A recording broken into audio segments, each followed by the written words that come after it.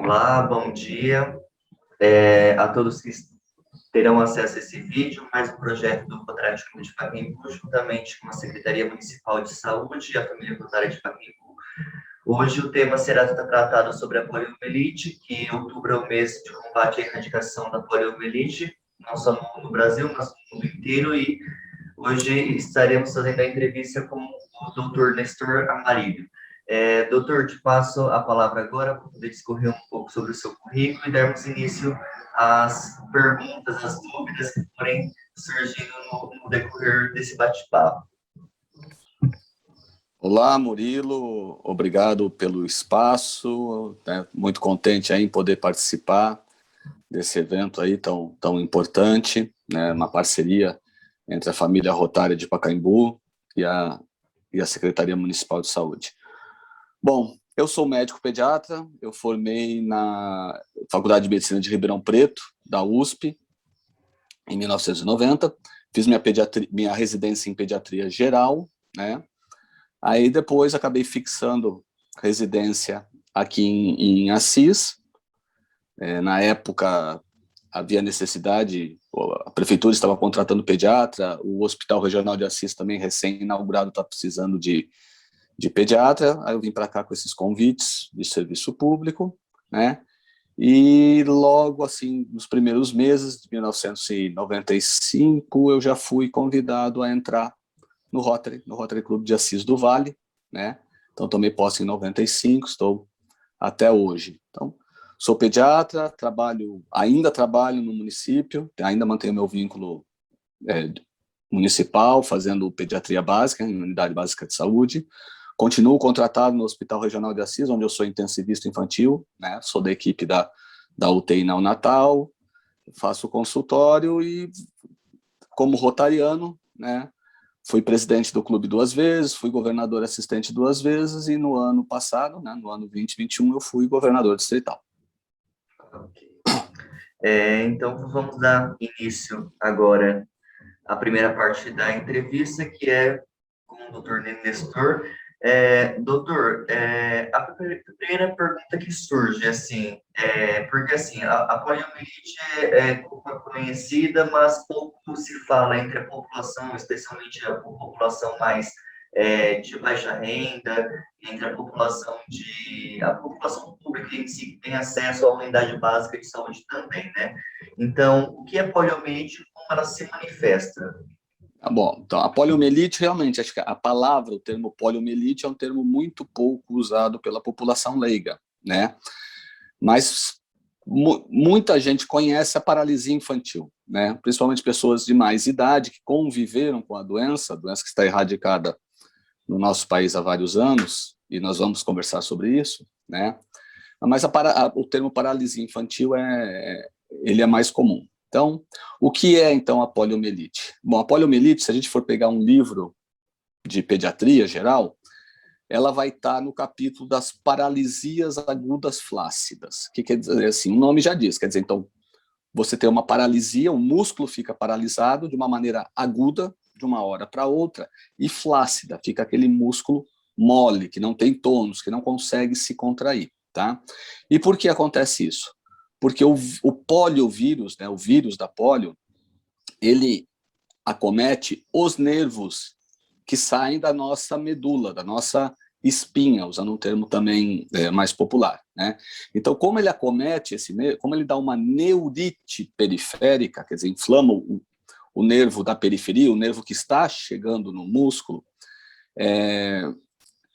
esse nervo, então, ele fica destruído, ele não consegue inervar mais o músculo para de trabalhar, como esse músculo para de trabalhar, ele fica flácido, ele fica mole, ele para de ter a sua função, né? E é periférico, né? Então isso acontece nas pernas, nos braços, então por isso que a criança fica, principalmente a criança, que quando acometida, fica paralítica. Agora, o grande problema é quando essa neurite pega os nervos da musculatura intercostal, da musculatura do tórax, que é a musculatura responsável pela nossa respiração, que é, né, que faz com que a nossa caixa torácica aumente o diâmetro, diminua, abra e fecha, que vai causar a pressão negativa que faz com que o oxigênio entre nos nossos pulmões. Então, quem tem o acometimento da região torácica pelo vírus da polio, aí entra em insuficiência respiratória. Essas pessoas ou morrem por insuficiência respiratória ou são condenadas a ficar a vida inteira ligadas a um pulmão de aço, né, um respirador que vai respirar por elas. Né? Então, é uma doença que tem essa característica muito impactante de ou deixar a pessoa paralítica, aleijada, vamos dizer, ou de fazer a pessoa morrer por asfixia, morrer sem ter condições de respirar. Entendi. Como que ocorre a transmissão do vírus e se existe um período de incubação desse vírus dentro do portador da doença? A transmissão é, como a gente chama em medicina, fecal-oral. Quer dizer, você excreta o vírus nas suas fezes, essas fezes podem contaminar água, alimentos, tal, e aí você recebe esse vírus pela boca. Só que o contágio direto também acontece. Então, o contágio por espirros, por gotas de saliva, também pode acontecer. E ele tem um período de incubação, mas que é um período de incubação rápido.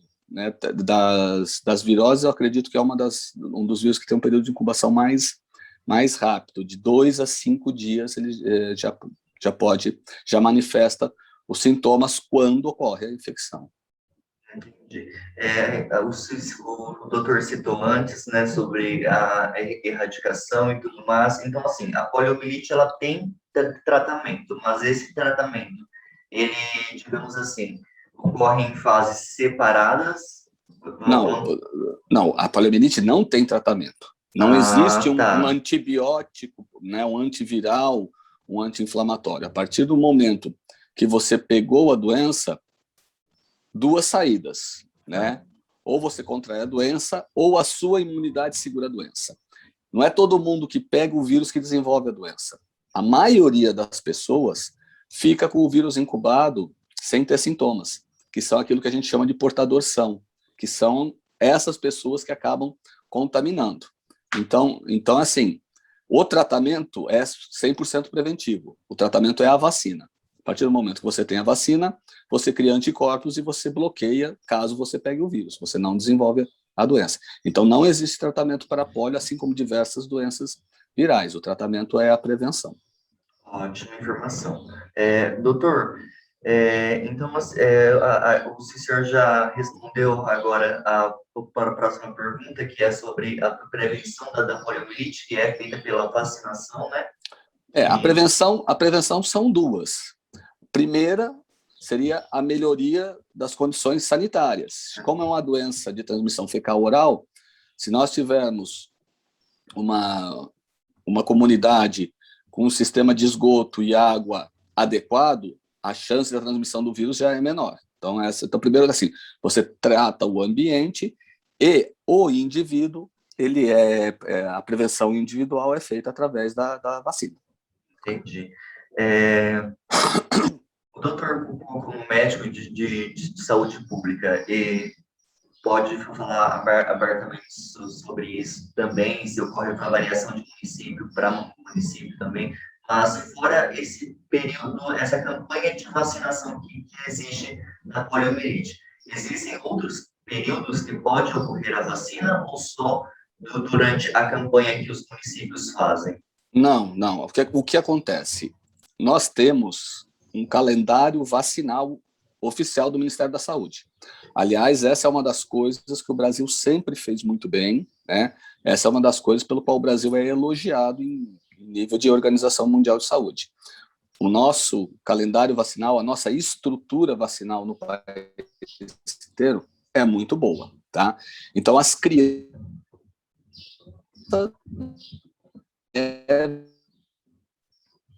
uma série reforço com 1 ano e 3 meses e o último reforço com 4 anos. Então, a criança toma 5 doses até 4 anos de idade e ela está imunizada. Então, isso é o calendário básico. Agora, fora isso, o que nós fazemos?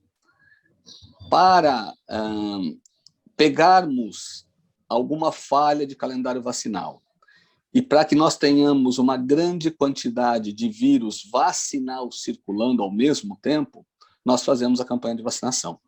A campanha de vacinação, ela também, vamos dizer assim, ela também trata a comunidade.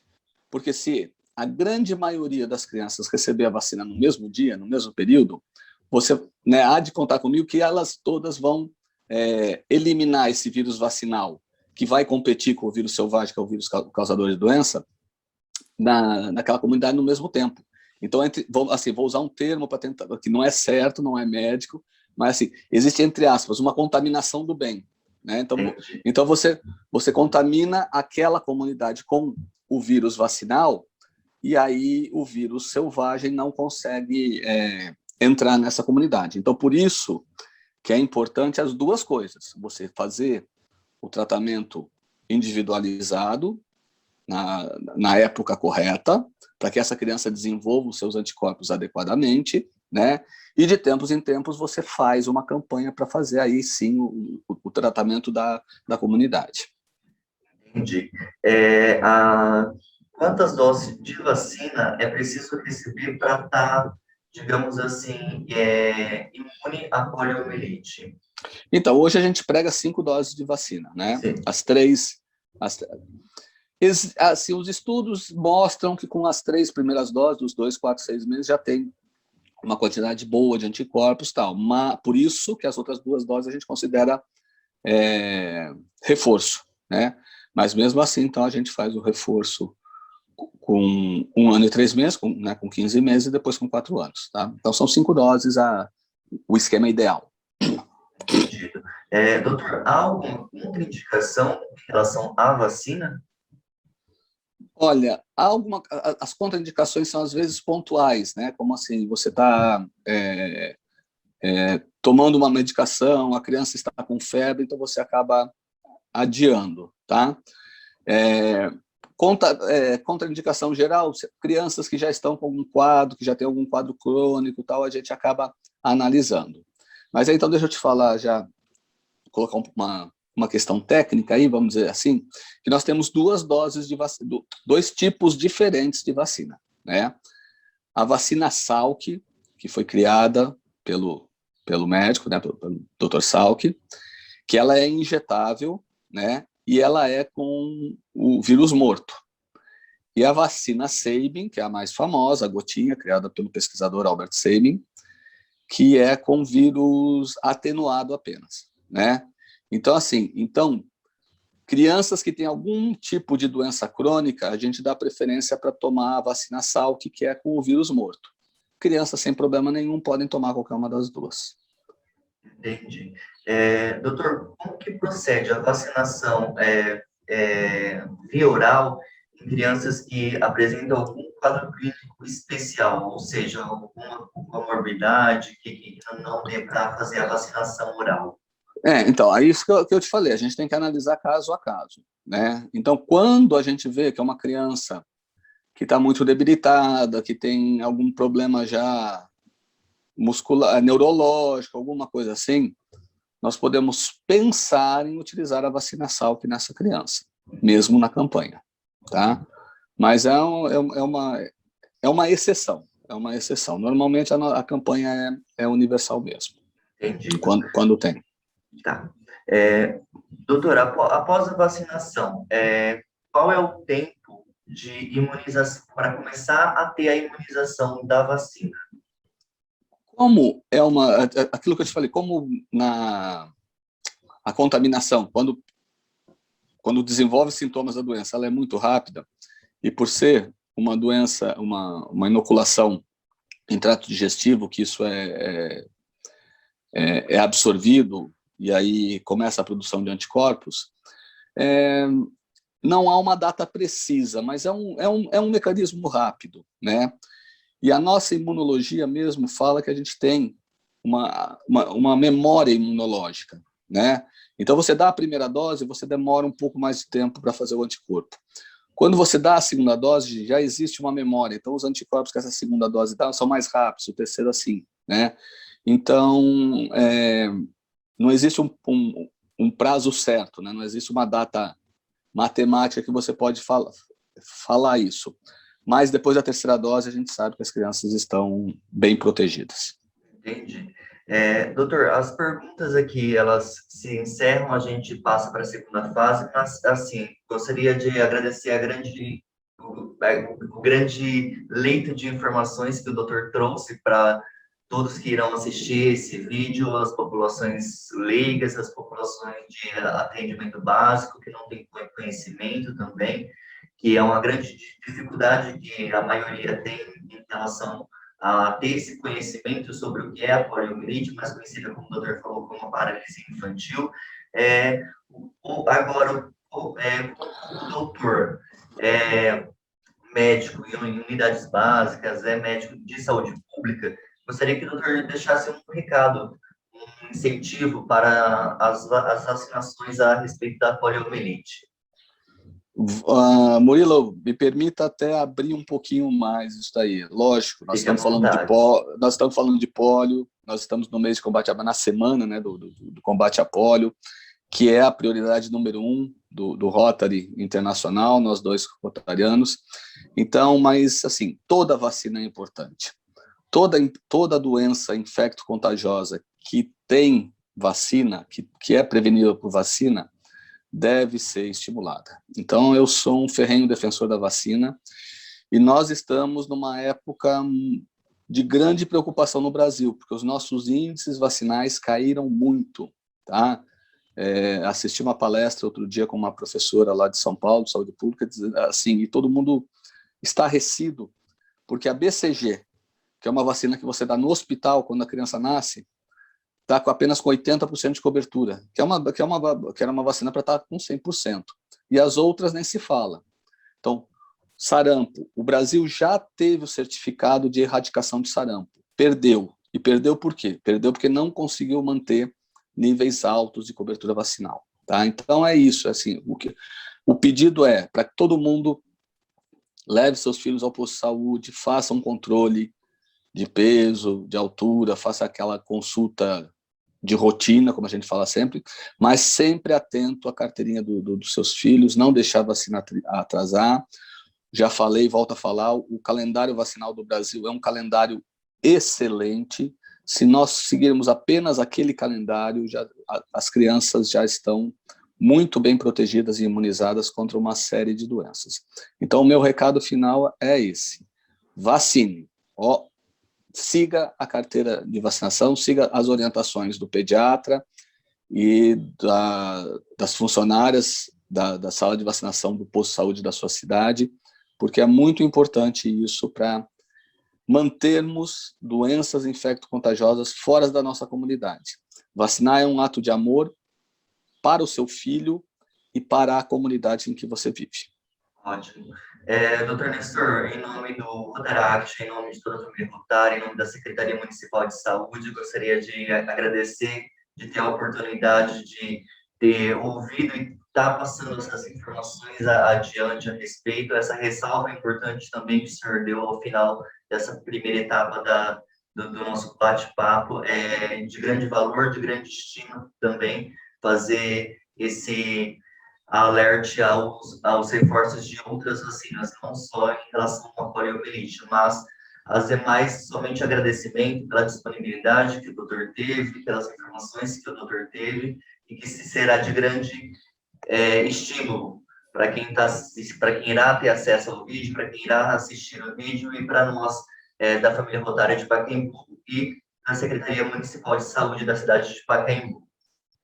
Eu que agradeço o convite, a oportunidade, e me coloco à disposição para o que vocês precisarem. Foi realmente um prazer estar aqui com vocês nessa primeira parte. Agradeço. Um abraço, doutor.